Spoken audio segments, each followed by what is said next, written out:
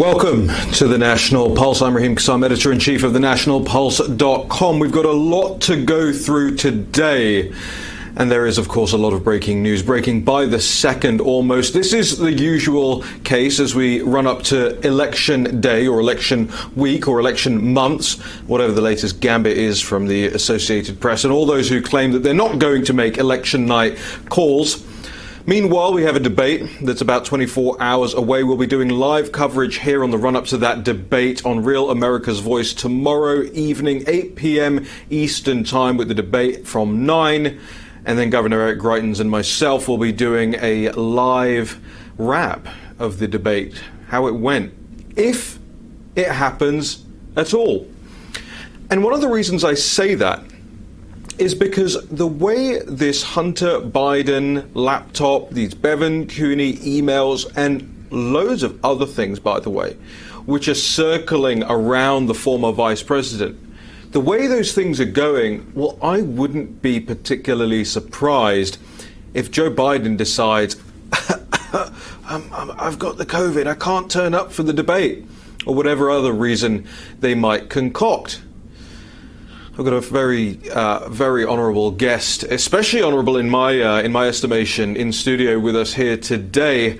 Bernie Kerik is, as you will know him, the former New York Police Commissioner, and a whole lot of other august positions that Bernie has held over the course of his lifetime in law enforcement. But for me, well, he's a commander of the British Empire, and that ranks above everything. Bernie, welcome to the show. Thank you. I'm really grateful to have you here, not least because there's so much chatter going on about, and you could expect that to be the case. There is a lot of euphemism out there about what is on these hard drives, what these images might be, what the emails might be. And I understand from people that there's some frustration out there as well. Why can't we see it all? Why don't you just upload it to 4chan? Why can't we just have, the world going through this stuff? So I want to start off there. The way I understand it, and I'm nowhere near as privy to a lot of the information as you are, but correct me if I'm wrong. The way I understand it, this isn't just a case of there's a bunch of files that you can dump somewhere, right? This is information that's scattered, that's complicated, and a lot that is incredibly precarious in terms of putting it out there. Right. So what we have is we have a hard drive that was taken from Hunter Biden's original computer, his Apple MacBook Pro. That MacBook was seized by the FBI. They gave him a subpoena for it. He gave it, he gave it to a vendor. The vendor gave it to the FBI. And that was back on December 9th. The vendor made 4 hard drives as a result before he gave it to the FBI. We were given one of those hard drives. In that hard drive, and I'm just summing up numbers here, there's just under 28,000 images. I think 27,847, if my memory's right. There are probably 60 to 80,000 emails, text messages, and other documents that are on the hard drive. And these came from Hunter Biden's cell phone. You know, when you're on your computer, you can text message from the computer using iMessage. His iMessage account was on there. So we have the text messages, we have his emails, and we have these images. And that's what the mayor and I and an investigative team have been going through for the last week and a half, I guess. I've spent 4 days scouring through this thing. We're not even halfway through the drive itself. There's a lot more to look at. During the course of reviewing what's on the hard drive, we were obviously, the mayor was interested in the Ukraine. That's what brought it to the vendor's attention. That's why he called the FBI initially. He saw things on there from the Ukraine, especially during the impeachment hearings. That was, I guess that was the mayor's primary interest. What came to light as a result are a number of emails and text messages relating to financial transactions, deals that Hunter made with foreign governments, and that basically go back to Joe Biden. And then there's the photos and some other things that relate to his family. During the course of reviewing that, the mayor and I both came to the agreement that there was a child endangerment issue, which by law should be reported to the authorities. And as you know, I guess the day before yesterday in the morning, we drove down to the Newcastle police, the county police in Delaware, and we made a criminal referral, giving them a bunch of evidence that we seized from the computer, from the hard drive, and asked for an investigation and for them to look at it. And from there, I understand they then made a further referral. Well, to our understanding, the Newcastle County Police then gave it to the State Attorney General's office. And as of last night, we heard that the State Attorney General's office has now given that evidence to the FBI. But the FBI already had this. They had the original copy, yes. So they've been giving it again? Twice. Right. We're going to go to a quick break now, but Bernie, we want to get into that when we come back, is what you have seen on this. I understand that there are images that are graphic in nature. We'll be very sensitive when we talk about this sort of thing, and very sensitive to the people who may have been victims of what's happened as a result of this behavior. Ladies and gentlemen, I can't stress to you enough the sensitivity of this, and how much I know that Mayor Giuliani and Bernie Kerik here is being extra judicious and extra cautious about the way this is all handled. We'll get into more of that when we return here on the National Pulse after this short break.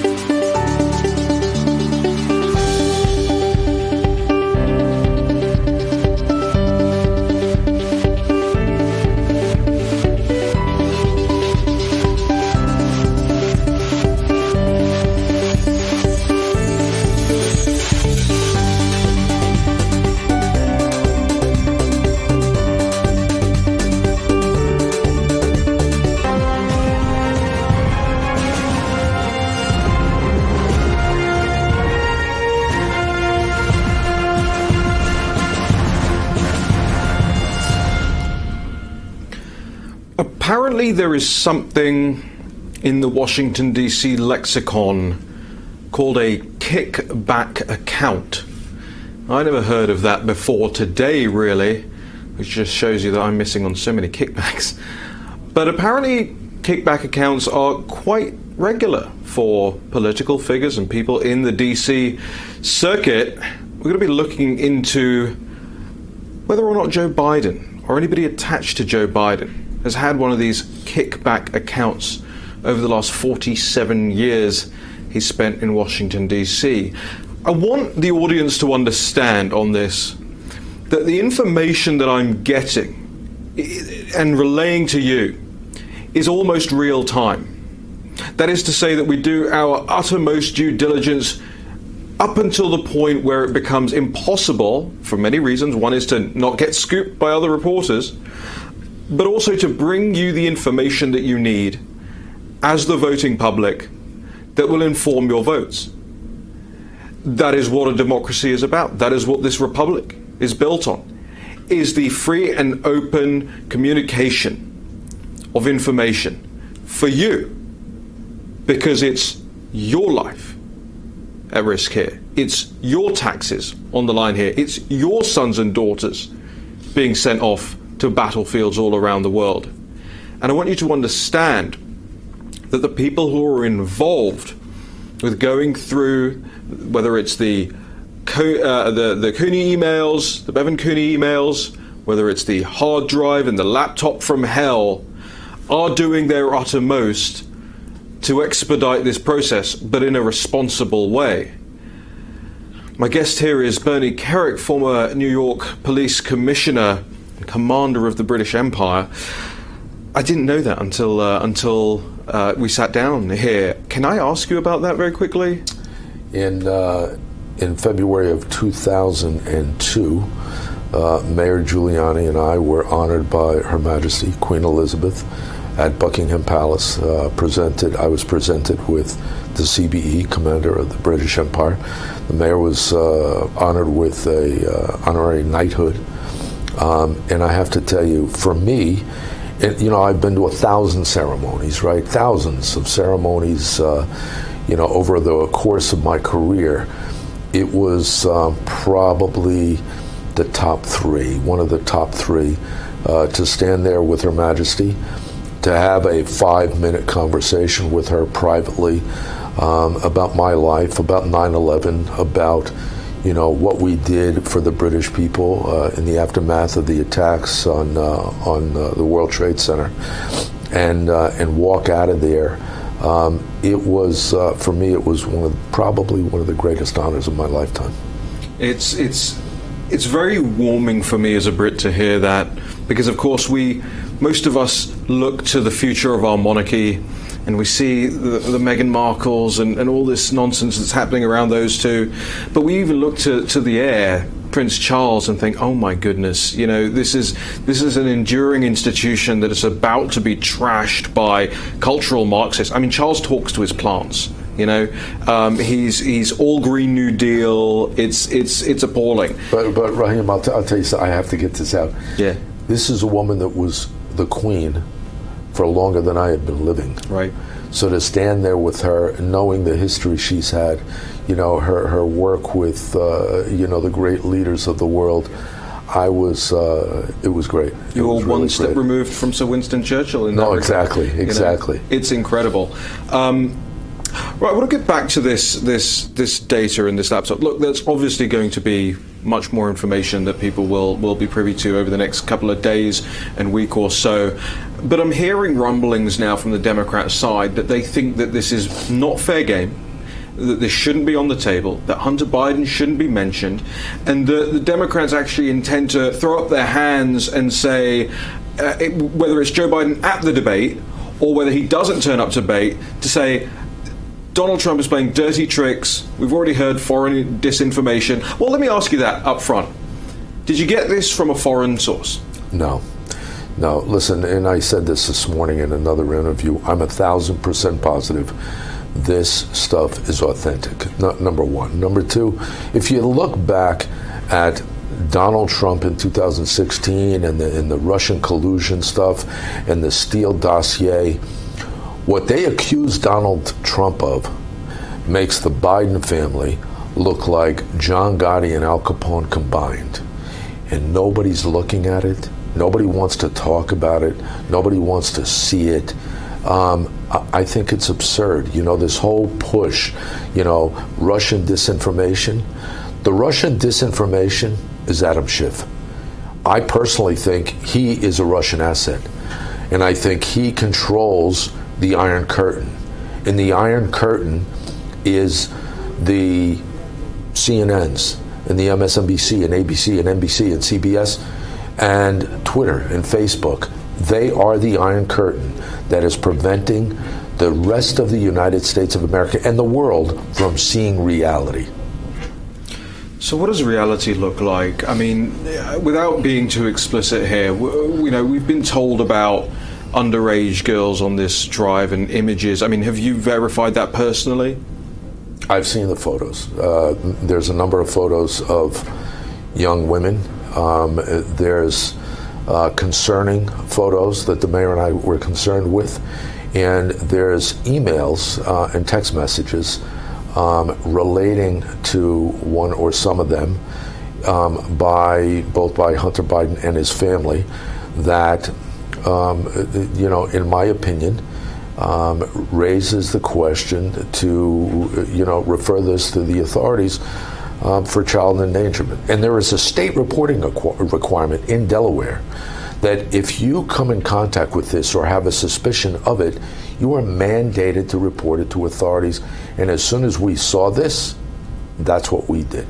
What happens if you were a doctor like Jill Biden and you know this is going on? You're supposed to lose your license if you don't report something like that.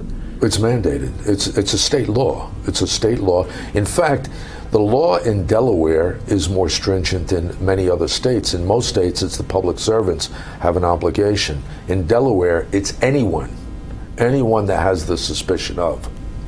We'll continue the conversation in just a moment. Bernie, thank you for being here and walking us through all of this. I know it's incredibly frustrating sometimes when we can't see everything up front for ourselves. Believe me, there are things that you don't want to see on this. We'll be back with more with Bernie Kerik here on the National Pulse. I'm Raheem Kassam. Don't go anywhere.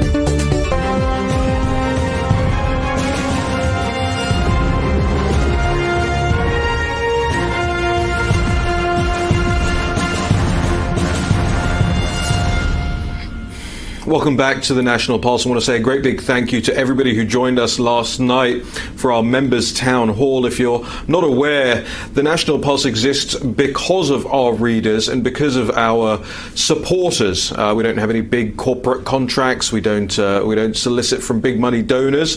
You can go to fundrealnews.com and sign up to be a supporter. You get all sorts of benefits, including a monthly private town hall with myself, with Natalie Winters and the rest of the team, at the National Pulse. We did it last night with our supporters, and it was just a pleasure to be with you all, to talk to you all, to answer your questions, to walk through how the site operates, what our traffic numbers are like, the detail, the nitty-gritty behind how these things run. And I've got to tell you, we've been running that site now for 10 months.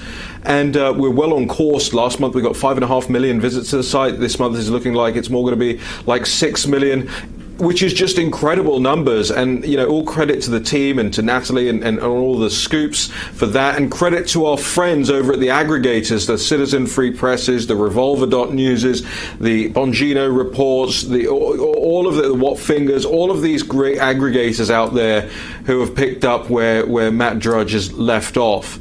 And speaking of what Matt Drudge is left off, very, very few links or anything, certainly no big siren that we're expected to see on the Drudge Report, or have expected to see that for decades on major stories like this.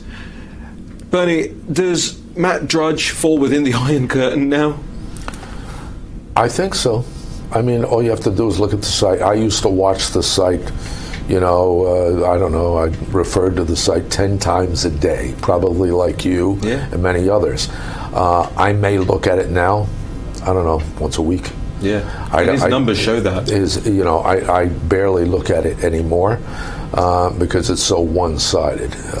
You know, the bottom line is there is a major problem with censorship. There's a major problem with the First Amendment in this country. It's a part of that socialist movement that's that's being pushed inside Congress and out. And you have Facebook and Twitter and all these media organizations that's a part of it. And you have Republicans who go along with a lot of this stuff as well. They either go along with it or they don't have the courage to fess up and they ignore it. Yeah. They intentionally ignore it because they don't have the courage to call it what it is. And that is why everybody hates Donald Trump. Right. They hate Donald Trump. You know, we always talk about transparency. We want transparency in government. Well, I got news for you. You don't have a more transparent president. He is the most transparent president we've ever had. Probably overly transparent. Right, I was going to say that. Too transparent at times. But the bottom line is, you don't have to worry about what he's doing, he will tell you. Right. You don't have to worry about what he's thinking, he will tell you. Good, bad, or indifferent. At the end of the day, they are trying to silence that. It's interesting that you raise that because we're often told, oh, he's this bumbling oaf who blurts things out, and therefore, you know, you don't really want somebody that unpresidential as the president. But on the other side, he's a genius, secretive colluder, and it can't be both of those things, right? Yeah, no, it's, you know what, that's the left, that's the Democrats. You know, they're desperate. And in desperate times, you say foolish things. But the thing that scares me, the thing that frightens me, and should frighten every American, is this attempt by the left to silence reality. And the stuff that's going on right now, forget the laptop, forget it. Let's look at the other emails that's out there. Let's look at what Congress found with regard to Hunter Biden and Joe Biden. Let's look at Joe Biden's video of him in the middle of an extortion over $1 billion grant for the Ukraine. That's reality. That stuff is reality, and the left is ignoring it. And if it was anybody else, you'd already be in handcuffs, you'd be prosecuted and sitting in prison. Why is it that Joe Biden and his family and the Clintons, they're exempt from the law? Why? How could that be?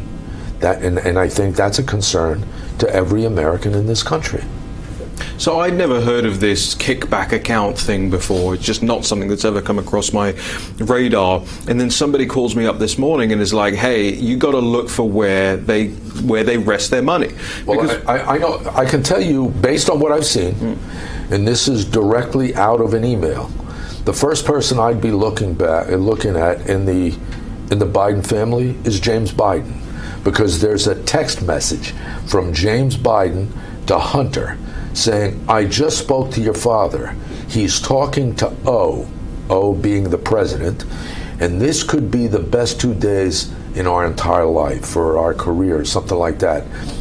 James was involved in a number of these deals, whether it was Iraq or China or wherever. somebody should be looking at him and where he's traveling to, because wherever he's traveling to or has been traveling, I promise you there's a count somewhere. Okay, I want the audience to pay very close attention to what Bernie is saying here, because this is news, right? And it's news before you'll get it anywhere else. Pay attention to this. So somewhere, let's just say that James Biden purchased a property in the US Virgin Islands, on Water Island, in the US Virgin Islands, in 2005. Would that go some way to explain, or could that go some way to explaining, A, where they were doing some of their business, where they were putting some of their business, and B, because I checked this out before the show, why in about, and you can do it for yourselves, by the way, the audience, why the fact checkers went to such great lengths earlier this year to do fact check Joe Biden never had anything to do with the Virgin Islands. And then at the bottom of the fact check is, but his brother James Biden actually had a property there between 2000, but don't worry about that.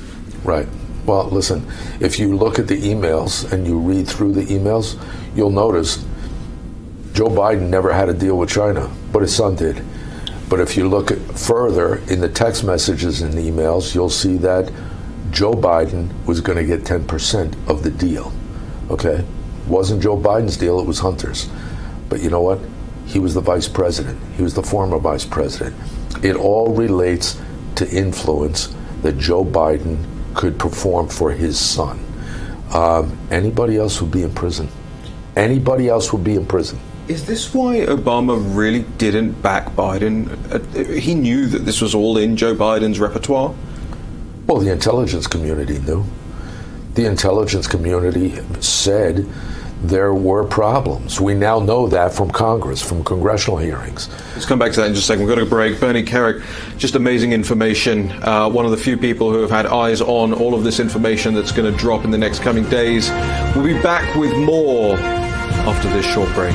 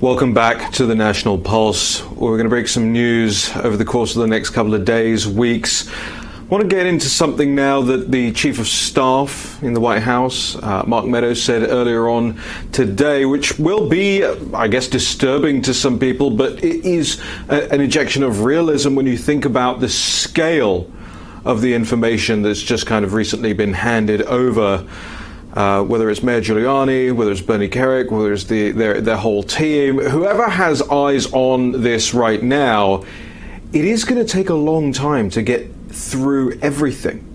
And not least because people have pseudonyms, they have nicknames, they have acronyms for different organizations that they work with. You have to piece different pieces of the puzzle together, whether it's, you know, a company in Hong Kong or a company in China or a company in Ukraine, who's involved with that. Okay, this stuff takes time.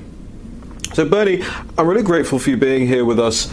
You told us about the scale of this thing and just how long. I wonder what you think about Mark Meadows' comments that actually we may not get a special investigator on this until after the election. Well, you know, there is an election in 13, 14 days, so they're extremely busy right now.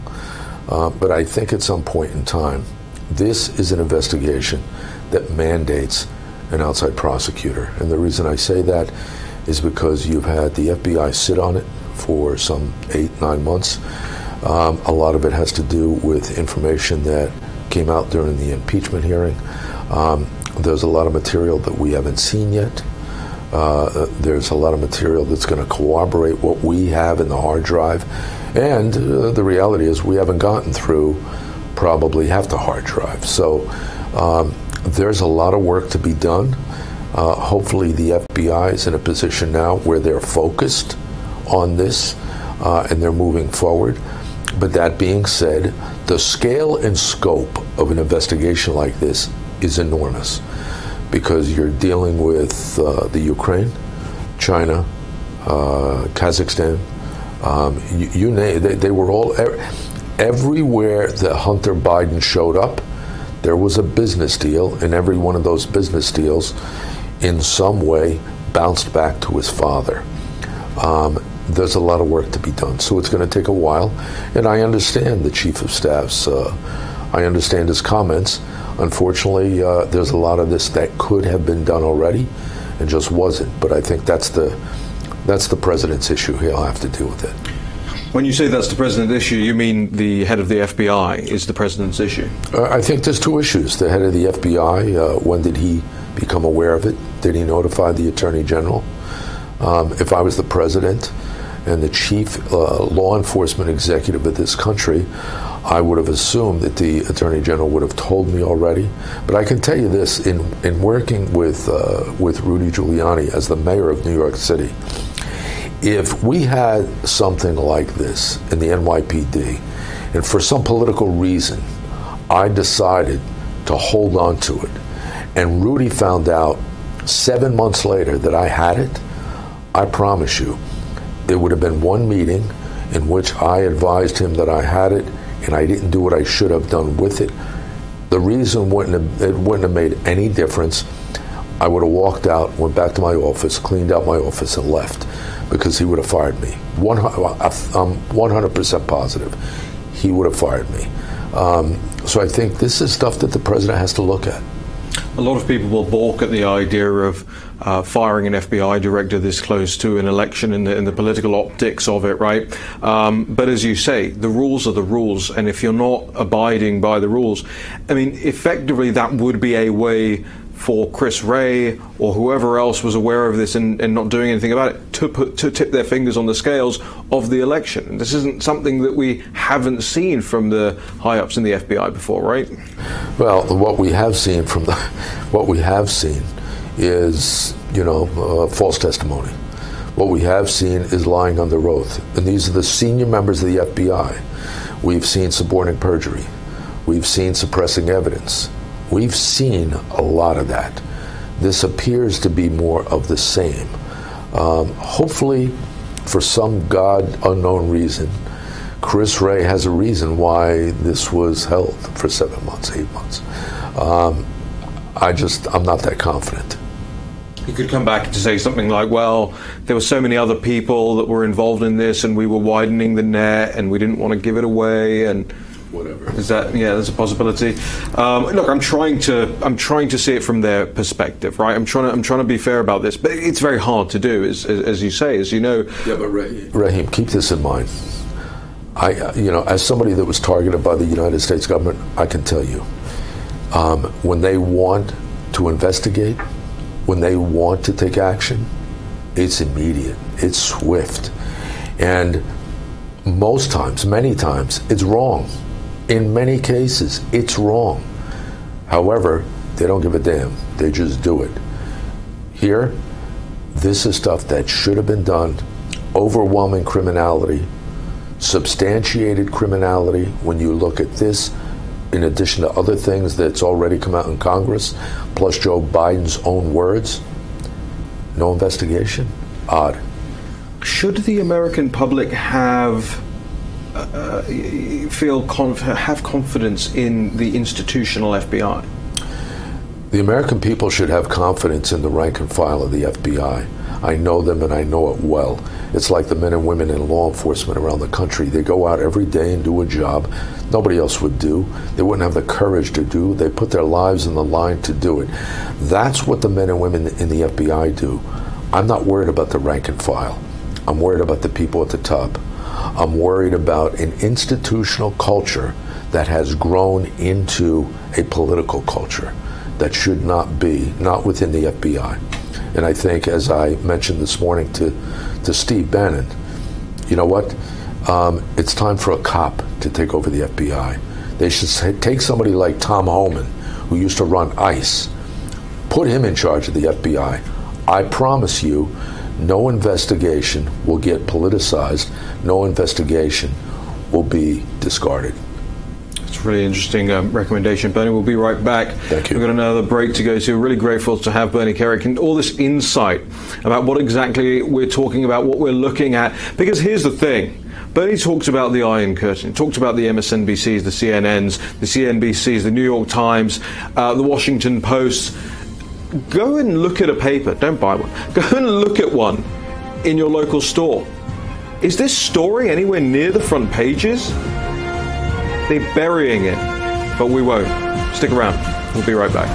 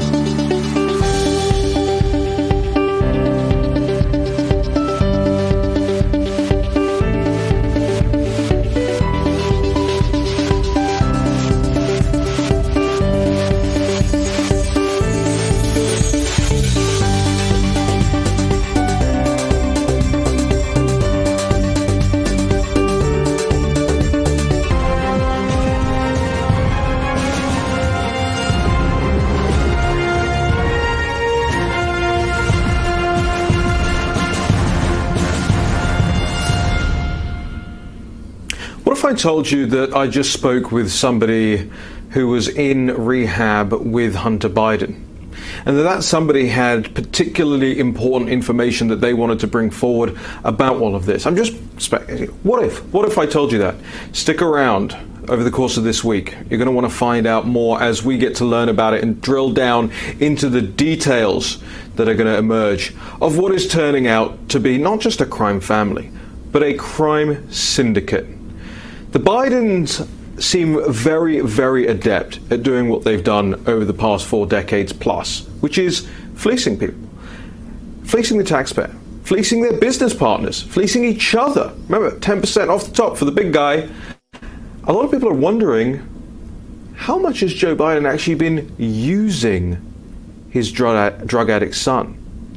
I want to ask you that question, Bernie, because I know Mayor Giuliani mentioned to me that there was one of the messages or emails on the device that said, from Hunter Biden, that said that his father had put a bullseye on his back, had painted a target on his back? Had painted a target on his back, that he had used him to take care of the family for the past 30 years, that his father had demanded 50% of the take.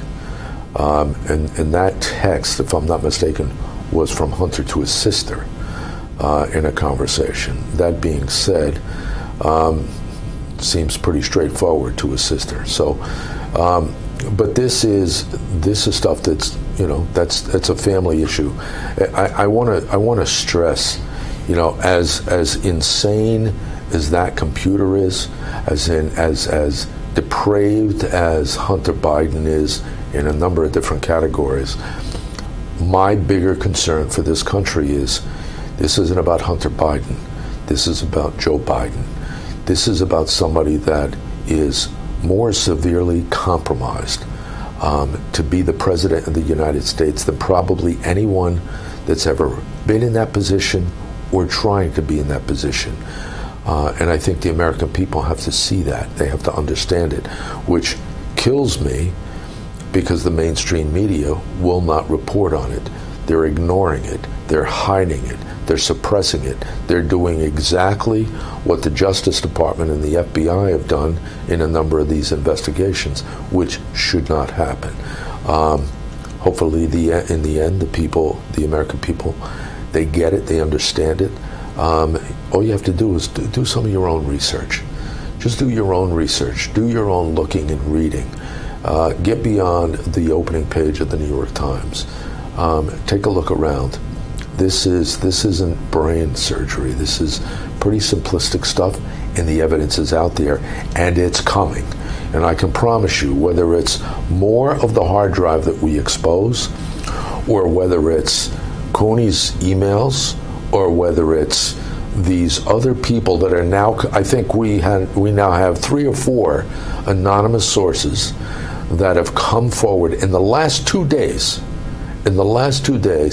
who want to talk to people about Hunter Biden and Joe Biden's criminal conduct.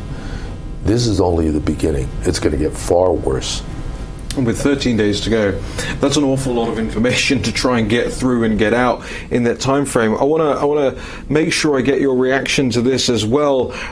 You talk about it being about Joe Biden. I agree with you. Hunter, for all the horrible and terrible things that there are that exist that he's done, is a product of what his father has created, the life his father's created for him and expected out of him. But what should firstly, how much do you think the president is aware of some of these details, and what should he be going for in the debate tomorrow night? I think a couple of things has to happen. For one, get back to your question. How much does he know? He's being briefed on some of this, not all of it. And like I said, we're only less than halfway through. But there's other things out there that he's become aware of over the last several days. So I'm sure that's in his mind, in the back of his mind. I think in the debate, he has to focus on 2 things. He's got to tell the American people what he's done and what he intends to do. His accomplishments are unparalleled by any president, probably the last 3 presidents combined, when you look at his overall accomplishments, whether it's unemployment for blacks or Latinos or women or whatever, whether it's a 400% increase in small black business ownership, moving the embassy to Jerusalem when 4 other presidents swore they were going to do it before they got elected and didn't have the courage to do so. These are all things that Donald Trump said he was going to do. He got into office and he did it. And there's probably 150 things that he has accomplished and done unparalleled to any other president. He's got to get that out. He's got to talk about it. Then he has to talk about what he's going to do in the future. If he has the opportunity, because I don't think the media is going to do it, if he has the opportunity, he has to ask Joe Biden specifics. Ask him, what about the 10% cut that your son and you talked about? What about the things that's on the hard drive? What about the things that Senator Johnson has talked about, is talking about today? These are things I know the president's aware of. I don't think the media is going to, I found it comical almost, stunning but comical, that the election commission is, the debate commission is going to put a censor button where they can censor the 2 candidates from talking, stop them from talking, muting them. Really? Do you think, I mean, they say they're only going to use that in the intros, right? For when the candidates are answering for their first 2 minutes the question, and then there's going to be crosstalk. But do you think that somebody there might go, oh, he's asking about uncomfortable questions about Hunter Biden? He's either answering uncomfortable, asking uncomfortable questions, or he's going to put out his own answer. I think I'd find it stunning if they don't use it for other things. Yeah, I think that's right as well. I am if Joe Biden shows up for the debate. Well, what's the percentage chance that he doesn't? Listen, the bottom line is he should be answering these questions. He should be answering these questions. And he hasn't done it so far. And we now know the FBI and the intelligence community say they're authentic. Right. All right. If they're authentic, then you have to answer them. We'll see tomorrow night, the big night. So many people have cast their ballots already, but I think a lot of people will be changing their minds. What happens then? We'll be right back on the National Pulse.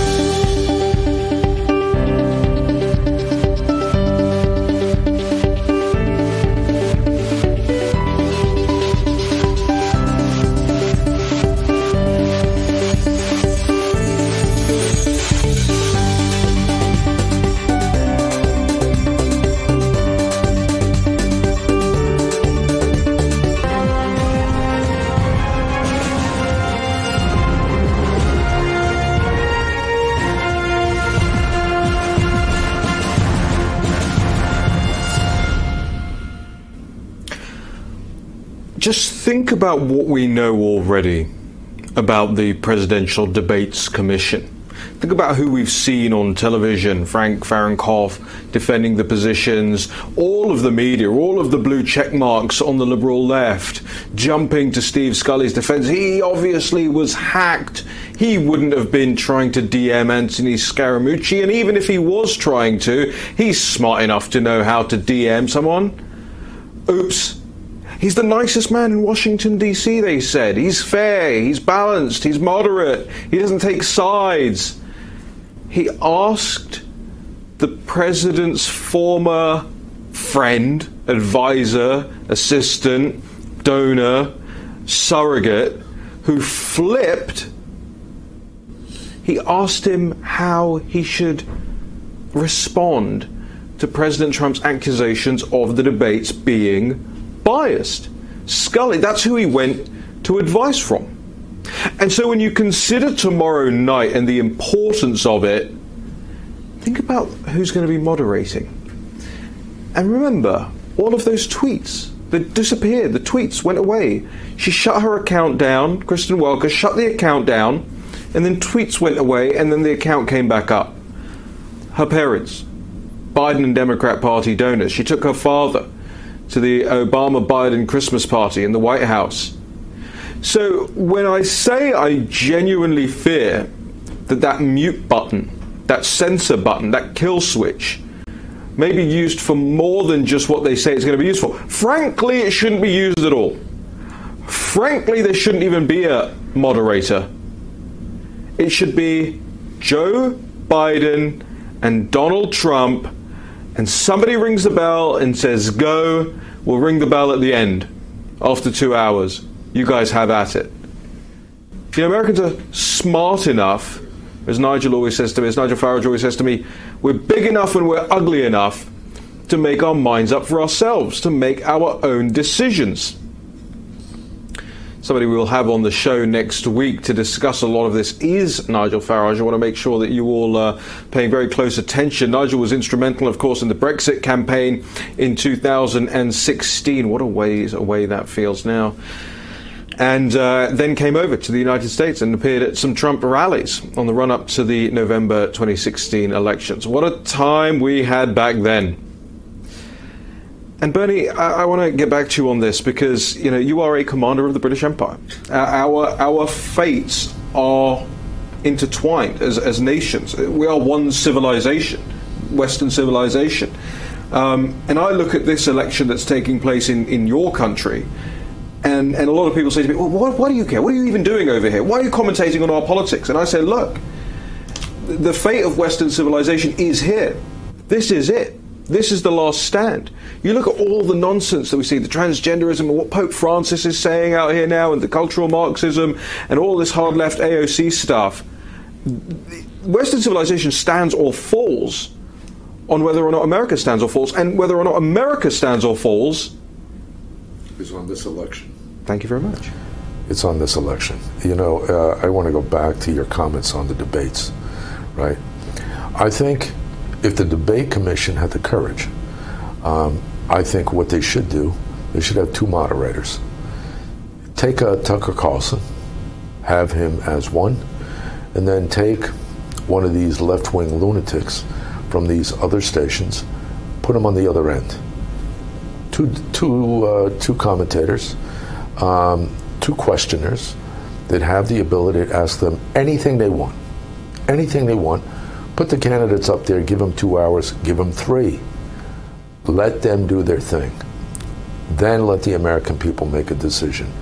Because the problem right now is the debate commission is controlling the narrative, it's controlling the output, it's controlling everything, basically. And the candidates on both sides, they're not getting to put out their message. Let them put out their message. Let the American people make the decision for themselves. The moderators are too busy trying to tell the American public what to think, just like the rest of the mainstream media. Bernie, I want to thank you. By the way, the audience in the live chat just cannot thank you enough. They would like you to take over my show full time. No, that's okay. I'll pass. I like it in this chair versus that chair. I like it. Just before I let you go, we've got about 2 minutes left here. What are the next steps for you? What do the next couple of days look like? I think the mayor and I leave tomorrow or Friday back to New York. In the meantime, we're continually going through the information, the evidence that we have. Hopefully the FBI is doing what they have to do. I think the president, the mayor is going to brief the president on what we have found. And that way the president has a good mind, some good insight when he has a conversation with the Attorney General and the FBI director. In the meantime, you know. Do you know when the mayor is going to be briefing the president? No idea. No idea. So one would hope it would be before the debate. Probably, I would think. Well, let's hope that. I mean, I certainly hope that the president can internalize as much of this as possible before the debate. But I don't want the president to get stuck on this. I think the president needs to talk to the American people and remind them what he's done, what he has to do in the future to get back, to bring back the economy. You know, the economy has taken a major dip. It's still continuing that major dip because the Democratic states, the states that are run by Democrats, they won't open it up. And I think that's intentional. I think the president has to bring it to the public's attention. That's why we're not back. That's why the numbers aren't going as fast as they possibly could. We could be much further along with employment, with economic income, much further along. But there are governors out there that have intentionally kept their states closed to, you know, help to the demise of the president's battle on the economic front. Well, it's incredible. You know, the media says, "Oh, look at Wuhan. The economy's roaring back. People are going out clubbing, having a great time." That's because they're opened up. Right, and at the same time they go, "But we need to stay shut." Right. So again, it's this duality that doesn't make sense. It's a farce. Thank you so much for joining us here today. Thank you. I'm really appreciative. I know the audience is as well. We'll have you back whenever you want. Bernie Kerik there, commander of the British Empire, former New York Police Commissioner, absolute American patriot and hero, as so many of you in the live chat have been telling us. Make sure you're heading over to thenationalpulse.com. We've got a whole bunch of scoops coming. I'm working on a lot. And Max Borkus, you're going to enjoy what goes up there in the next couple of hours. See you tomorrow.